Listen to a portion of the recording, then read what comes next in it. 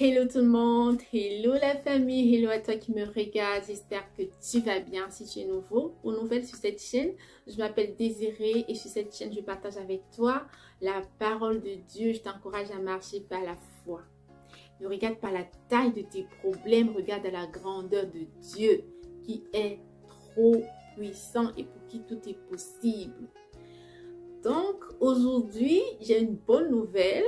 Et j'espère que tu aimes manger parce que je veux partager avec toi mon repas. Que voici. Voilà. Donc, je veux partager avec toi mon repas. Que voici, la parole de Dieu. Le repas le plus succulent au monde. Vraiment avec tous les ingrédients dont on a besoin. Un vrai délice en fait. Donc, voilà.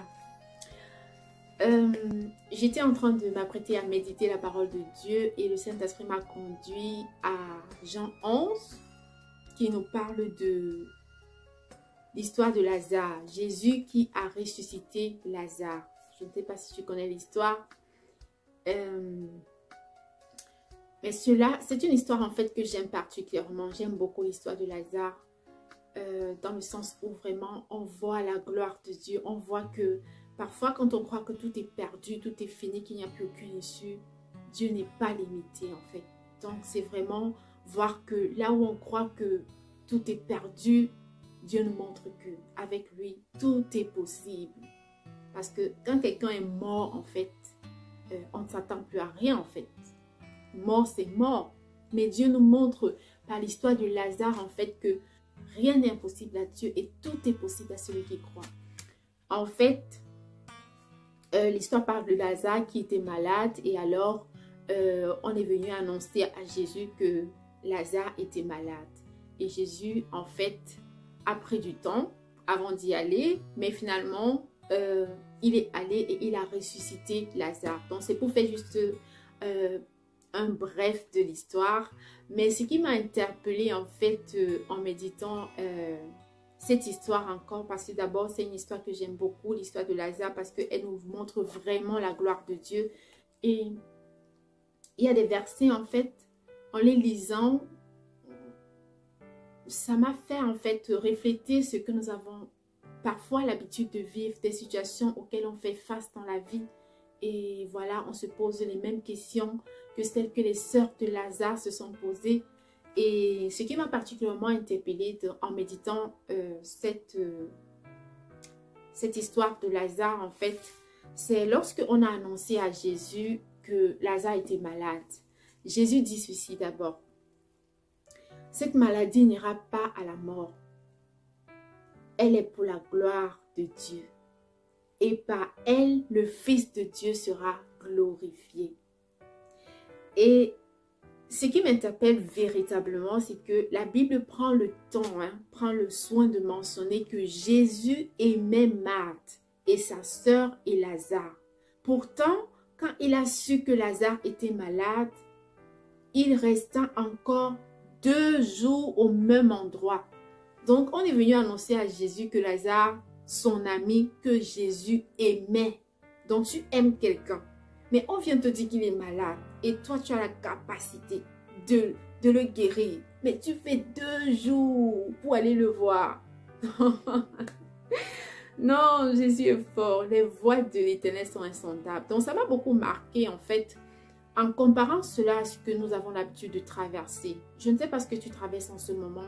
Peut-être tu traverses une situation où tu te dis, tu ne vois pas d'issue en fait. Tu te dis vraiment, tu ne vois pas où la porte va s'ouvrir.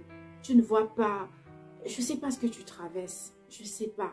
Jésus a pris 2 jours, mais quand il est venu, il a ressuscité Lazare. Et quand j'ai comparé ça à ce que nous traversons souvent, parfois nous traversons des situations où on se demande, on peut prier peut-être pour quelque chose et c'est le contraire qui arrive. Parfois on trouve les vents contraires, parfois on prie et puis les résultats ou alors on ne voit pas d'issue. Parfois on est en face des situations où on se dit mais Seigneur, est-ce que tu m'entends vraiment? Est-ce que je prie et Dieu entend? Est-ce que il y a tellement de questions qu'on se pose parce qu'on ne voit pas la porte qui s'ouvre. Mais ce que je veux te dire, c'est que Les voies de l'Éternel sont vraiment insondables. Peut-être que tu as imaginé comment Dieu va intervenir dans ces situations. Et ce que tu penses, en fait, ce n'est pas ce que Dieu pense. Dieu ne pense pas comme nous là, en fait. Dieu est vraiment extraordinaire. Donc là où on pense, en fait, qu'il va agir, il va apparaître, il va sortir, il utilise les voies qu'on n'imagine même pas. Donc là où tu crois qu'il n'y a plus d'issue, Dieu va te surprendre. Parce que Dieu n'aime pas les petites gloires. Parfois, tu pries pour quelque chose et c'est le contraire qui arrive. Et tu te dis, mais j'ai prié mal ou Dieu ne m'entend pas ou alors Dieu m'en veut. Quand tu sais que tu es en train de faire ta part de choses, quand tu sais que tu obéis à Dieu, alors même si tu vois le contraire de tes prières, dis-toi toujours que tout concourt au bien de celui qui aime Dieu. Ne te fâche jamais contre Dieu à cause d'une situation. Si tu sais que toi, tu as fait ta part, Dieu va se glorifier dans cette situation. Jésus a laissé, donc Lazare est même mort. Pourtant, il pouvait le guérir sans qu'il ne passe par la mort. Mais il a dit par avance que Dieu va se glorifier à travers cela. Donc, quel que soit ce que tu traverses, je ne sais pas quel résultat on t'a donné, peut-être un examen, ou alors un refus, ou alors je ne sais pas. Mais peu importe la situation que tu traverses, où tu te dis, oh mince, voilà, à mon tour, c'est la réponse que je reçois, ou alors, je ne sais pas ce que tu traverses, mais Dieu va se glorifier dans ta situation. Dieu va utiliser le chemin que tu n'avais même pas pensé, parce que Dieu est extraordinaire. Il veut donner une plus grande gloire, et il va se glorifier de la manière dont tu ne t'imaginais pas. Donc quand ça va se produire, tu vas rester comme ça juste après et dire, non, Dieu est fort. Ça c'est Dieu. Il aime les grandes gloires. Donc vraiment, prends beaucoup de courage et garde confiance en Dieu. Garde confiance en Dieu, quel que soit ce que tu vois.